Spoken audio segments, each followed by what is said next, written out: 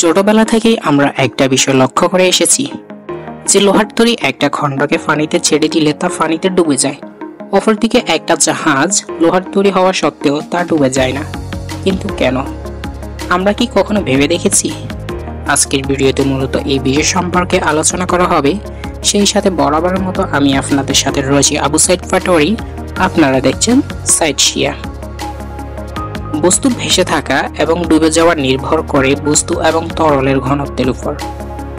বস্তু ভেসে থাকা এবং ডুবে যাওয়া তিনটি বিষয়ের উপর নির্ভর করে। তার জন্য আমরা একটি বস্তুকে W1 এবং তরলকে W2 বিবেচনা করি। এখন আমরা একটি জাহাজকে সমুদ্র পৃষ্ঠে রাখার ফলে জাহাজটি প্রথমে একটু ডুবে যাবে। যখন জাহাজ দ্বারা অপসারিত তরলের ওজন জাহাজের চেয়ে বেশি হবে তখন জাহাজটি ভেসে থাকবে। এ তো গেল এক নম্বর বিষয়। দ্বিতীয় নম্বরে, জাহাজ দ্বারা অপসারিত তরলের ওজন জাহাজের ওজনের চেয়ে কম হলে জাহাজটি ডুবে যাবে।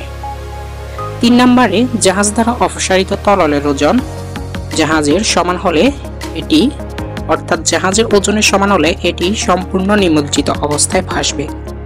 এছাড়া বস্তু ভাসা এবং ডুবার ক্ষেত্রে প্লবতা নামক বল কাজ করে, যা নির্ভর করে বস্তু এবং তরলের ঘনত্বের উপর। আজকের ভিডিওতে মূলত বস্তু ভাসা এবং ডুবে যাওয়ার সাধারণ নিয়ম সম্পর্কে বলা হয়েছে। এছাড়াও বস্তু ভাসা এবং ডুবার ক্ষেত্রে আরো অনেক বিষয় কাজ করে, যা আমি বললাম না। যদি জানতে চান তাহলে কমেন্টে গিয়ে বলুন। যদি 100টা কমেন্ট পূর্ণ হয় তাহলে আমি তার একটা পূর্ণাঙ্গ বিস্তারিত আকারে ভিডিও দিব। ধন্যবাদ সবাইকে। আসসালামু আলাইকুম।